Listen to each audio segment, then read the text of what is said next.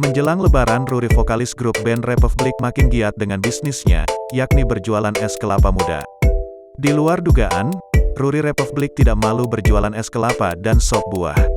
Pada Ramadan kali ini jualannya kerap laris dan diserbu pembeli. Tak segan, dirinya membagikan video saat berjualan es kelapa mudanya tersebut di media sosial. Di balik viralnya video itu, Ruri rupanya memiliki tujuan tersendiri. Ruri Republik mengaku ingin memotivasi orang-orang agar tak malu mencari rezeki apapun bentuk usahanya. Pada caption, pria berusia 38 tahun itu menuliskan untuk bersemangat dalam berjualan.